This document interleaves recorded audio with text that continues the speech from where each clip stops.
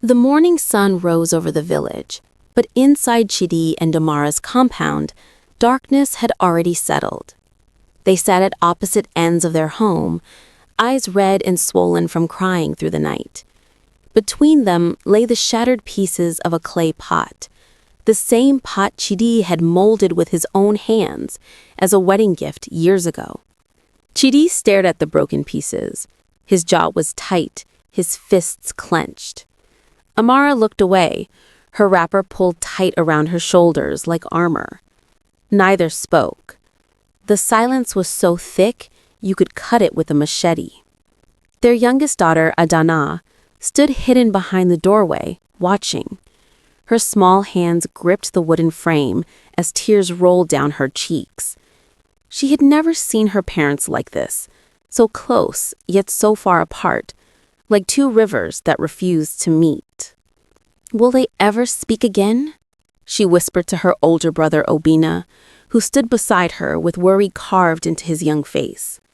Obina shook his head slowly. "I don't know, Adana. I don't know." The silence in the house felt heavier than stone. It wasn't always like this. There was a time when this home overflowed with laughter and love. Villagers would pass by just to hear Amara singing as she ground pepper, or Chidi's deep laughter echoing from the farm. Their marriage was the kind people pointed to and said, "That is what love looks like." Chidi used to carve beautiful wooden stools for Amara, each one more intricate than the last. She would cook his favorite meals, jollof rice with plenty of chicken, ukwa soup that tasted like heaven. In the evenings, they would sit together by the fire, telling stories to their children while the fireflies danced above them. "Your father is the strongest man in the village," Amara would say, smiling at Chidi with eyes full of pride. "And your mother," Chidi would add, pulling her close, "is the wisest woman that ancestors ever blessed me with." The children would giggle and clap, feeling safe in the warmth of their parents' love. But now all of that felt like a distant dream. A neighbor woman, Mamangozi, shook her head sadly as she walked past their silent compound. "Their love was too perfect," she whispered, "until that day." It happened on Tuesday afternoon, just after the harvest. Chidi had returned from selling yams at the market, his pockets lighter than expected. Amara had been waiting, needing money to buy medicine for her aging mother in the neighboring village. "You spent it all on palm wine with your friends?" Amara's voice rose sharply. "I spent what was mine to spend. Must I report every cowrie to you like a child? When your family needs medicine and you choose drink, yes, you must explain yourself." The words flew like arrows, each one sharper than the last. Chidi felt disrespected as a man, as the head of his home. Amara felt abandoned, unappreciated for all her sacrifices. "Maybe if you managed the home better, we wouldn't struggle," Chidi said coldly. Amara's hands trembled. Without a word, she walked to the corner, lifted the beautiful water pot he had gifted her on their wedding day, and let it fall. The crash echoed through the compound like thunder. Chidi stared at the broken pieces, his face hardening.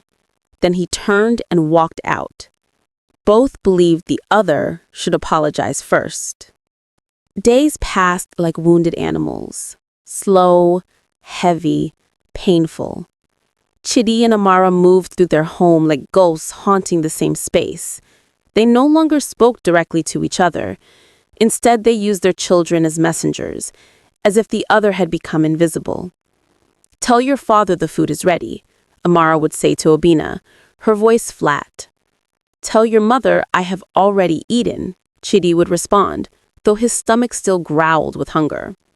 At night they lay on the same sleeping mat, but faced opposite directions, a canyon of silence stretching between them. The children watched everything, their young hearts breaking with each passing day. The village began to notice. At the market, women whispered. At the village square, men shook their heads. The elders, sitting under the iroko tree, murmured their concern. "A house divided cannot stand," one elder said gravely. One evening, their eldest daughter, Inkem, approached her mother while she prepared dinner. The girl's voice was soft, cautious. "Mama, did you stop loving him?" Her hands froze over the pot. Her throat tightened. "No, my child," she finally whispered. "But sometimes love isn't enough when pride builds a wall." The children could bear it no longer. They gathered under the old Udala tree behind their compound, away from adult ears. Obina, the eldest son at 12 years old, spoke first. "This silence is killing our home," he said firmly. "If they won't fix it, we must help them." Enkim nodded, wiping her eyes. "But how? They're both so stubborn." Little Adana, only 7, looked up with innocent wisdom. "We remind them of love. We show them what they're forgetting." The children made a pact that afternoon. They would become the voice of love that their parents had lost. They would find ways to soften the hardened hearts, to crack the walls of pride brick by brick. Obina remembered something. He ran to the back of the storage hut and returned with a small carved wooden heart, one of the first gifts their father had made for their mother years ago. It was dusty, but still beautiful. "We'll leave this on Mama's mat tonight," he said. The children nodded solemnly. Their mission had begun. That night, as the moon rose high and the compound fell silent, they placed the wooden heart where their mother would find it at dawn. Amara woke before sunrise, as she always did. Her feet touched the cool earth floor, and immediately she felt something beneath her heel. She looked down and saw it. The small, carved wooden heart, weathered but unmistakable. Her breath caught in her throat. She bent down slowly, picking it up with trembling fingers. Memories flooded back. Chidi had carved this for her during their courtship, sitting under the mango tree for 3 days until it was perfect. "My heart is yours forever," he had said, placing it in her hands. Tears welled up in Amara's eyes. For a brief moment, the wall around her heart cracked, but then pain rushed in. The memory of harsh words, of feeling unappreciated, of being taken for granted. Her face hardened again. She placed the wooden heart in a basket, covering it with cloth, and went about her morning chores as if nothing had happened.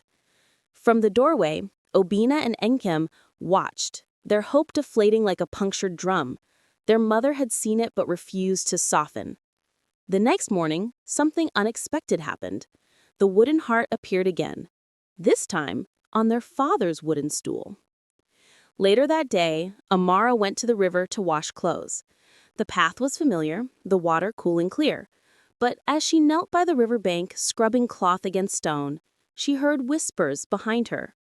Village women stood in small clusters, talking just loud enough for her to hear. "A home without peace invites evil spirits," one said, glancing in Amara's direction. "The children are suffering. You can see it in their eyes," another added. "Pride is a slow poison. It doesn't kill quickly, but it kills completely." Amara scrubbed harder, trying to drown out their voices with the sound of water and cloth. But the words seeped into her soul like rainwater through cracks. Her hands slowed.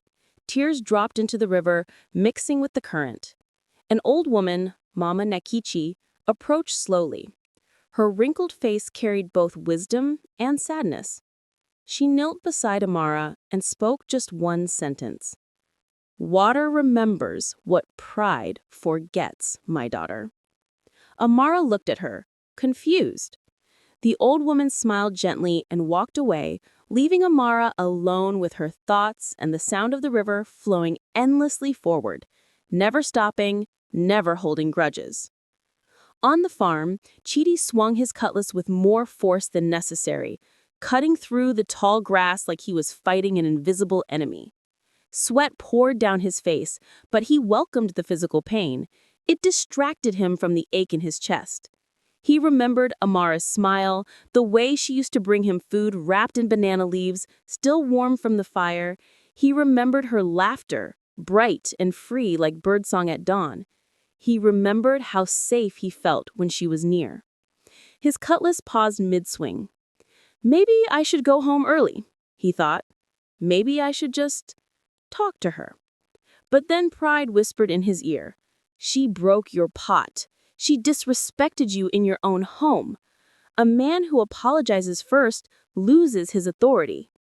He shook his head and returned to his work. As he reached for his water calabash, it slipped from his hands and cracked against a stone. Water spilled into the thirsty earth. His friend Amika, working nearby, saw it and spoke gravely. Brother, when a calabash breaks, it's an omen. Unity is fracturing.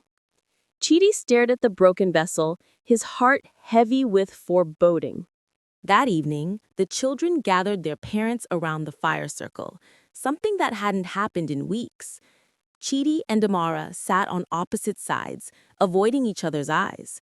The flames danced between them, casting flickering shadows. "We have a story to tell," Obinna announced, his voice steady. And Kem began the tale. Long ago, there lived a king and queen who loved each other more than gold or glory. But one day, a great misunderstanding came between them. The king believed the queen had betrayed his trust. The queen believed the king no longer valued her sacrifice. Adana continued, her small voice trembling. Both were hurt, both were angry, and both decided to wait for the other to say sorry first. Obinna picked up the story. Days became weeks, weeks became months. Their kingdom fell into darkness. Crops failed, rivers dried, and still neither would bend. The fire crackled loudly, and Enkem concluded. In the end, they lost everything. Their kingdom, their joy, their children. All because two people loved their pride more than each other. The silence that followed was deafening. Amara's hands shook. Chidi's jaw clenched. Suddenly, Amara stood up, her eyes wet, and walked quickly into the night. The next morning, at the market, Amara tried to lose herself in the noise and bustle. She arranged her yams carefully, hoping to make enough sales to keep her mind occupied. But fate had other plans. Two women stood near the palm oil seller, speaking loudly enough for the whole market to hear. "Have you heard about Chidi and Amara? They say they haven't spoken in over a month." "Ah, pride is a terrible disease. She thinks she's better than him. He thinks he doesn't need her. Children are suffering while the adults play foolish games." The words hit Amara like physical blows. Her face burned with shame. Other sellers turned to look, some with pity, others with judgment. Amara's hands trembled as she tried to focus on her yams, but the world was spinning. One woman laughed mockingly. "If I were her, I would beg on my knees. After all, a woman without her husband is like a bird without a nest." Something inside Amara snapped. Her basket of yams tumbled to the ground, rolling in every direction. She didn't stop to pick them up. She just ran through the market, past curious eyes, past whispering mouths, all the way home. She collapsed inside her hut, sobbing into her hands. 2 days later, the village chief arrived with 3 elders. They walked slowly, their wooden staffs tapping the ground in solemn rhythm. The entire village knew what this meant. Intervention from the ancestors' representatives. Chidi and Amara were called to sit before them under the shade of the sacred Iroku tree. Villagers gathered at a respectful distance, watching quietly. The chief spoke first, his voice deep and measured. "We have come because silence is a fire that burns from within. It destroys slowly, but completely." An elder woman added, "The ancestors did not bless your union so it could die from pride. Marriage is not a competition. It is a partnership." Another elder gestured toward the children standing nearby. "Look at them. They carry the weight of your war. Is this the legacy you wish to leave? Both Chidi and Amara kept their eyes down, listening but unyielding. The chief leaned forward, his eyes piercing. If fire and water fight, he said, gravely, only ashes remain. Your home is becoming ash. Will you let it blow away in the wind? The elders stood to leave, their message delivered. As they walked away, the chief's final words hung in the air like smoke. Choose quickly. Time does not wait for pride. The children's next move was desperate. They had tried symbols, stories, and even invited the elders. Nothing had worked. Now they would sacrifice themselves. That evening, Obinna and Kem and Adana served their parents food as usual. But when it was time to eat, they sat silently in the corner, their bowls untouched. "Why aren't you eating?" Amara asked, concerned. "We're not hungry, Mama," Obinna replied quietly. Chidi frowned. "Children, eat your food. Don't be stubborn." "We learned stubbornness from you," and Kem said softly, her eyes filled with tears. The next day, the children again refused to eat. And the next. Their small faces grew hollow, their energy fading. Amara and Chidi watched with growing alarm, but still did not speak to each other, only whispered anxiously to the children. On the third day, as the sun reached its peak, little Adana collapsed. Her body crumpled like a cloth doll, and she lay motionless on the ground. Amara screamed. Chidi ran to her side. Both parents lifted their daughter together for the first time in weeks, their hands accidentally touching as they carried her toward the healer's hut.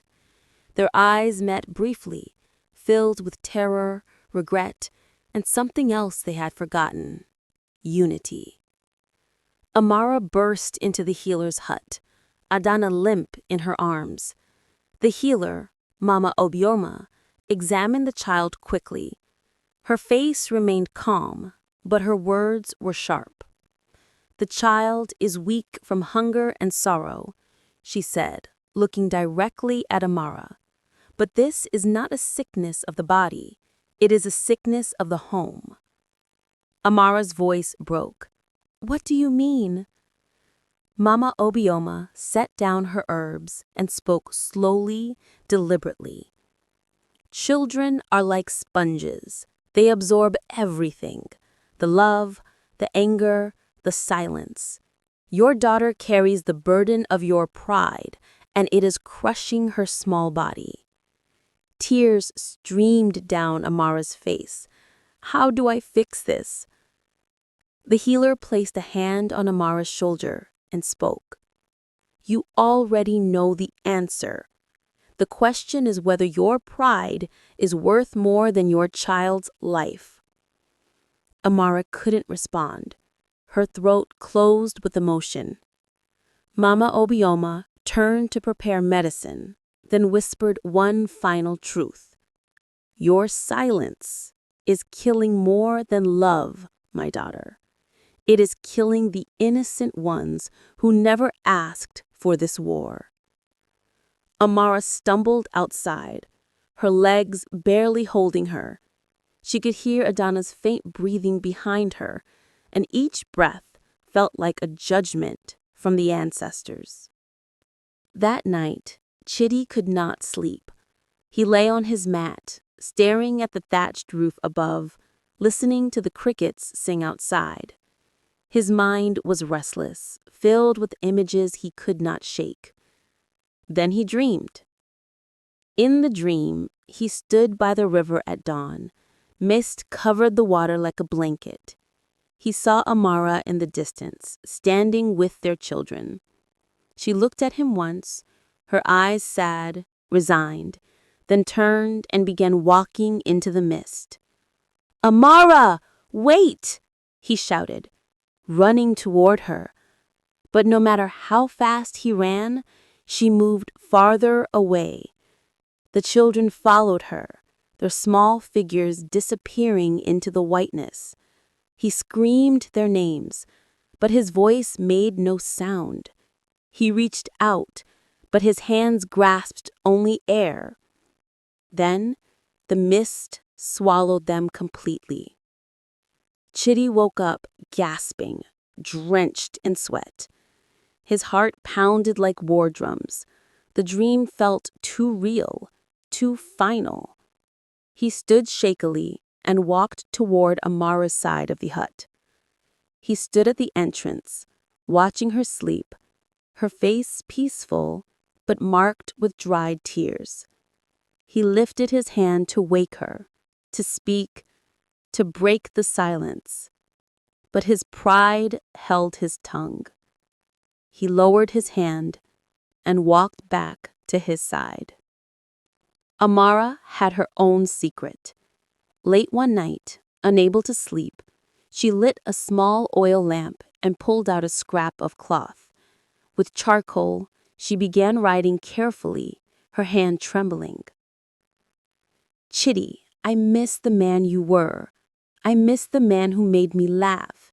I miss the man who held me when I cried. I don't know how we got here, but I know I am tired of fighting.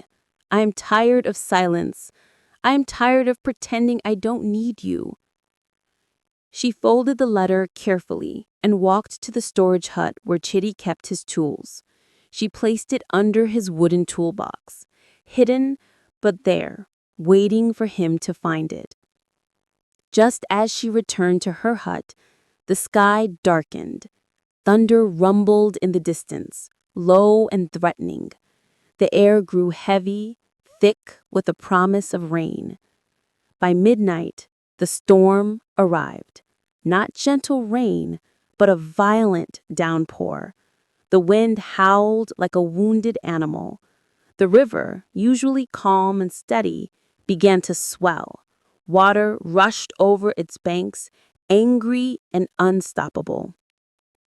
Villagers woke in panic, shouting warnings. Children cried, animals bleated in fear.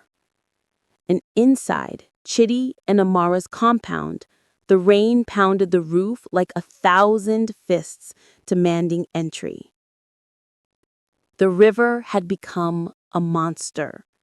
Water flooded the village pathways, sweeping away baskets, pots, and small animals. Villagers rushed to save what they could, shouting instructions, helping the elderly to higher ground. Chidi ran outside, immediately drenched. He saw neighbors struggling and joined them, pulling goats and chickens to safety. Amara emerged too, her wrapper soaked, her eyes wide with fear. Then a scream pierced the chaos. "The children! Where are the children?" Amara's heart stopped. She spun around, searching frantically. Obina and Inkem stood near the compound gate. But Adana was missing. "She went to get the goats," Inkem cried, pointing toward the riverbank. Chidi and Amara exchanged a single look, no words, only pure terror, and ran together into the storm. For the first time since the fight, they moved as one, their feet pounding the muddy ground in unison. They reached the riverbank and screamed Adana's name, but the roaring water swallowed their voices. The river churned violently, branches and debris swirling in the dark current. Then Amara saw something. Near the old wooden bridge, a small figure, curled and shivering. Her heart leapt. "There! Amara! There!" They ran together, slipping in the mud, but not stopping. Adana was alive, barely. She lay beneath the bridge, soaked and trembling, her lips blue from cold. Amara fell to her knees, pulling her daughter into her arms, sobbing uncontrollably. "Thank you, ancestors. Thank you. Thank you." Chidi knelt beside them, his large hands shaking as he wrapped his arms around both of them. Relief flooded through him, but then it turned to something else. Anger, fear, blame. "This is your fault," Amara suddenly screamed at him, her eyes wild. "If you had been a better man, if you had provided better, if you had just—" "My fault?" Chidi shot back, his voice rising. "You're the one who pushed me away. You're the one who broke everything we had. You stopped seeing me. You stopped caring. I worked every day for this family, and it was never enough for you." The words they had held back for weeks exploded like a dam breaking. All the pain, all the resentment, all the unspoken wounds poured out in the rain. Above them, lightning struck the sacred Iroko tree. The crack echoed through the village like a gunshot. The ancient tree split down the middle. Everyone fell silent. An elder, Mazi Okenwa, arrived at the riverbank, leaning on his staff. His eyes were grave as he looked at the split tree, then at the couple still kneeling in the mud.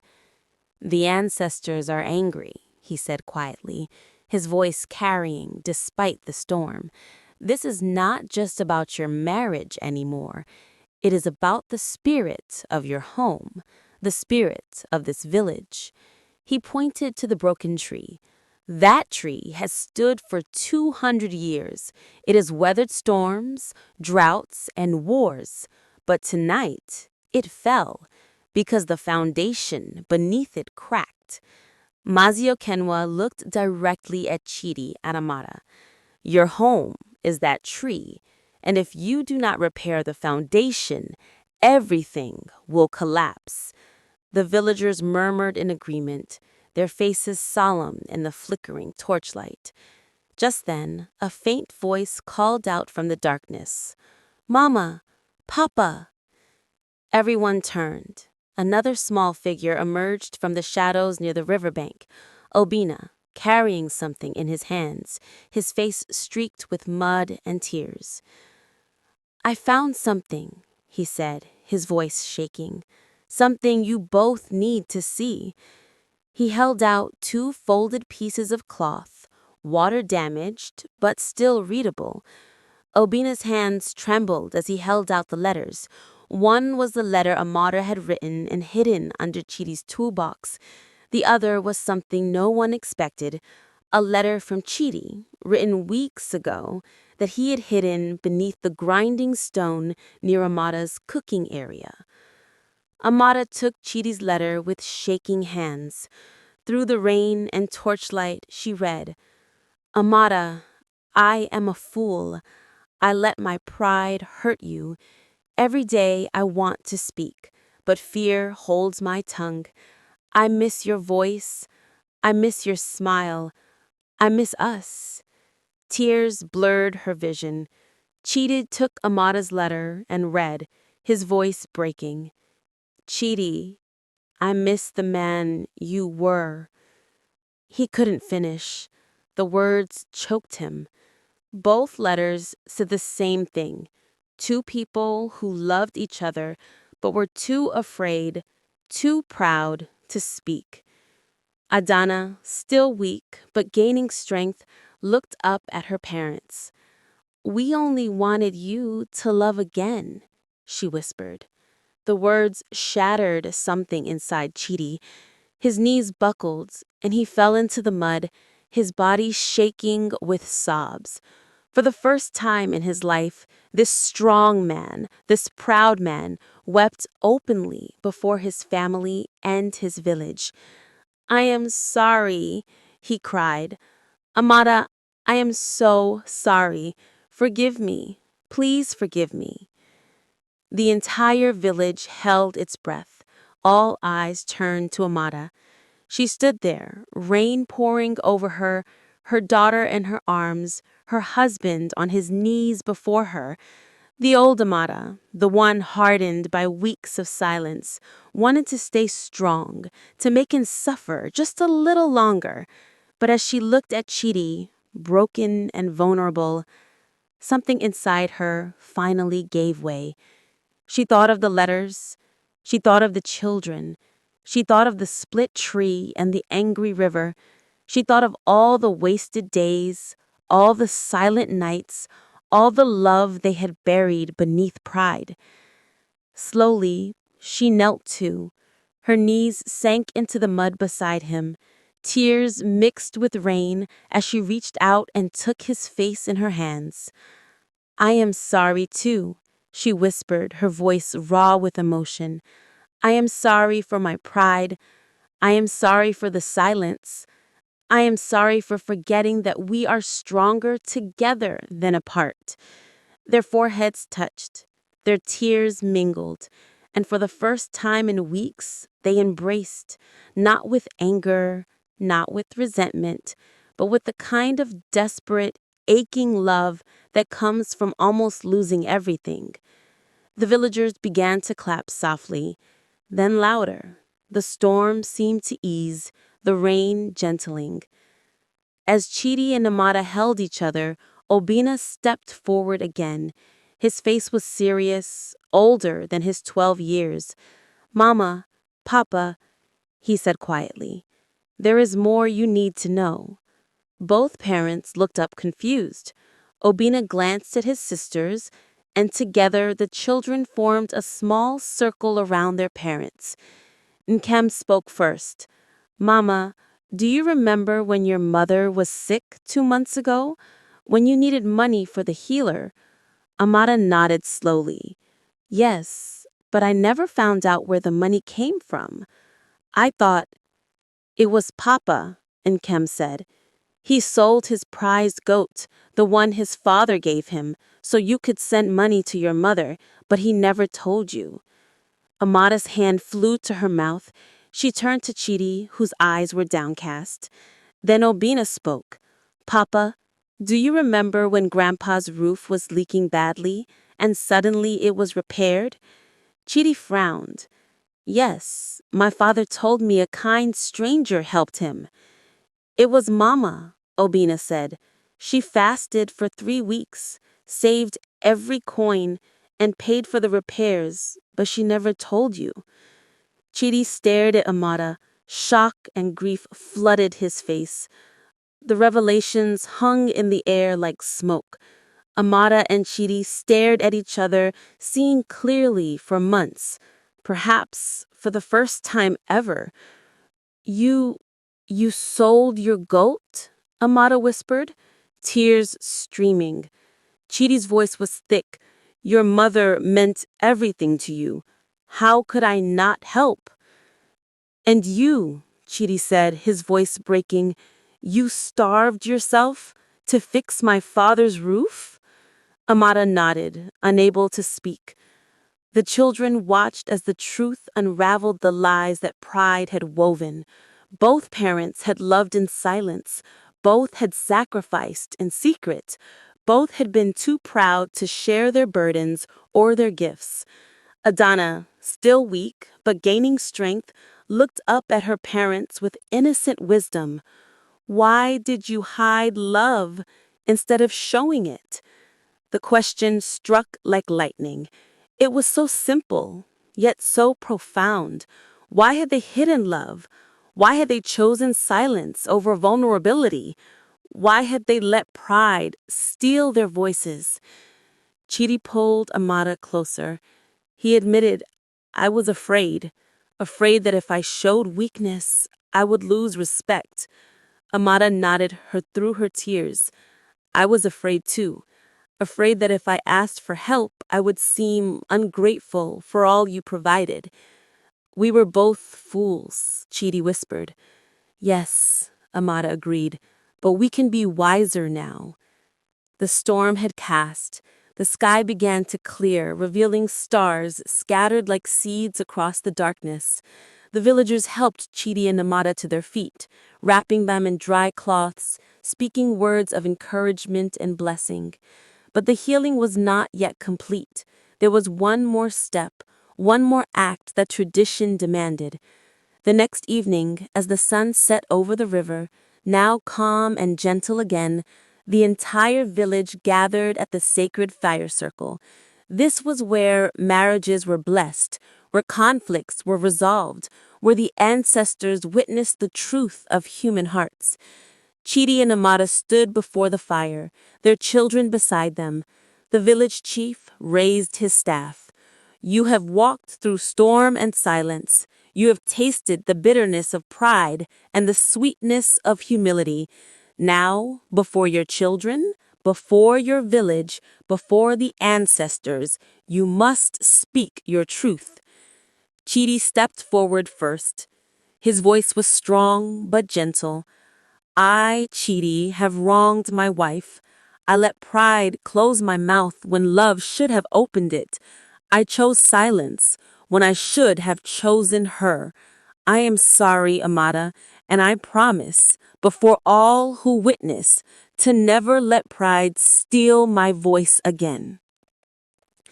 Amada stepped forward, her hand finding Chidi's. She spoke clearly, her voice carrying across the fire circle. I, Amada, have also wronged my husband. I held on to hurt when I should have reached for healing.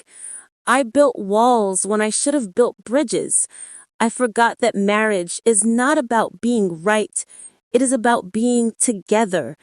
I am sorry, Chidi, and I promise to speak my heart, even when pride tempts me to silence.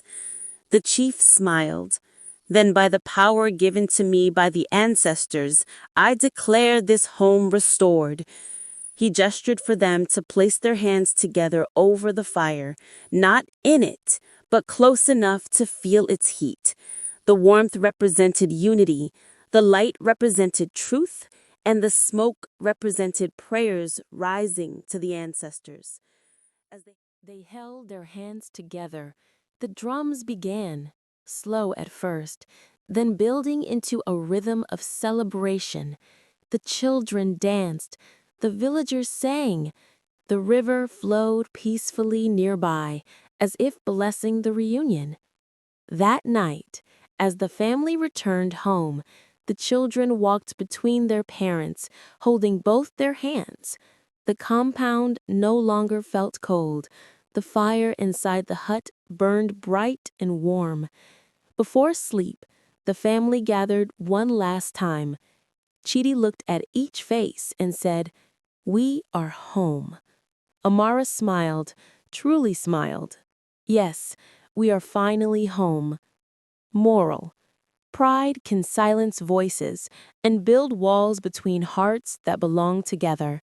But love, when spoken with humility and courage, can always find its way home. In marriage, in family, in life, the question remains, will you choose pride or peace? The answer shapes not just your story, but the stories of all who depend on your love.